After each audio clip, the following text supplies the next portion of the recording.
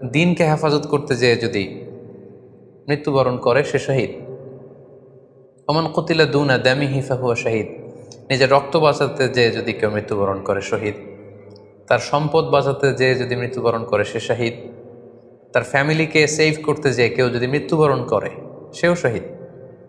তার সম্মান, ইজ্জত, তার স্ট্যাটাসকে বাঁচাতে যেয়ে যদি কেউ মৃত্যুবরণ করে সেও শহীদ।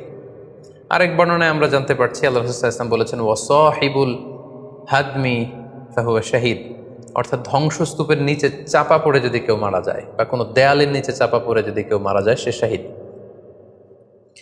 ওয়াসাহিবু যাতিল জানবি শাহিদ, অর্থাৎ ফুসফুসের কোনো রোগে, লেটসে লাং ক্যান্সারে যদি কেউ মারা যায়, ফুসফুসের কোনো ভয়ানক রোগে যদি কেউ মারা যায় সে শাহিদ, শহীদের মর্যাদা পাবে। আল হারিকু শাহিদ, আগুনে পড়ে যদি কেউ মারা যায় সেও শহীদ।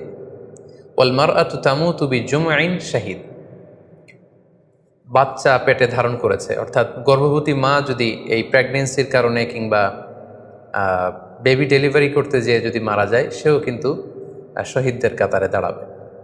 এভাবে আমরা বিভিন্ন হাদিসের আলোকে এবং আল্লাহ রাসূল সাল্লাল্লাহু আলাইহি ওয়াসাল্লামের সুসংবাদ বাণীর আলোকে আমরা বুঝতে পারি যে আল্লাহর রাস্তায় যারা জেহাদ করে আল্লাহর দিনকে বিজয়ী করতে যে মৃত্যুবরণ করেছে তারা হচ্ছে প্রকৃত শহীদ। তাদের মর্যাদা আল্লাহ তাআলার দরবারে অনেক অনেক বেশি। কিন্তু এই শহীদ ছাড়াও আরও অনেক ধরনের মৃত্যুকে আল্লাহর হাবিব সাল্লাল্লাহু আলাইহি ওয়াসাল্লাম শাহাদাতের মৃত্যুর সাথে ঘোষণা করেছেন। সো যারা জেহাদে মারা গেল তারাই শহীদ, বাকিদেরকে শহীদ বলা যাবে না, এই কথাটি ঠিক নয়।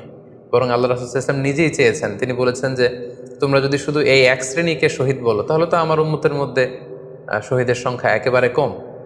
আর আমি চাই আমার উম্মতের মধ্যে থেকে অনেক সংখ্যক লোক এই শাহাদাতের দারাজা, এই মর্তবা, এই মর্যাদা লাভ করে ধন্য হোক। তাই আমরা যে কেউ একটি বর্ণনার কথা বললাম, এছাড়াও আরও অনেকগুলো বর্ণনা আছে।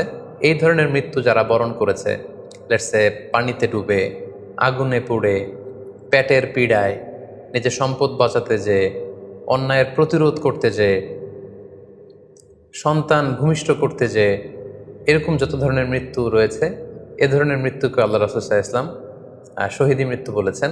এবং কিয়ামত দিবসে এই সমস্ত লোকেরাও তারা শাহাদাতের মর্যাদা লাভে ধন্য হবে ইনশাআল্লাহ। আশা করি প্রশ্নের উত্তর আপনি পেয়েছেন। আল্লাহ তাআলা আমাদের সবাইকে সঠিকভাবে ইসলাম জানার, বুঝার এবং সে অনুযায়ী মানার তৌফিক দান করুক। হাযা মা ইনদি ওয়াল ইলমু ইনদাল্লাহ আলাইহি তাওয়াক্কালতু ওয়া ইলাইহি উনীব। ওয়াসসালামু আলাইকুম ওয়া রাহমাতুল্লাহি ওয়া বারাকাতুহু।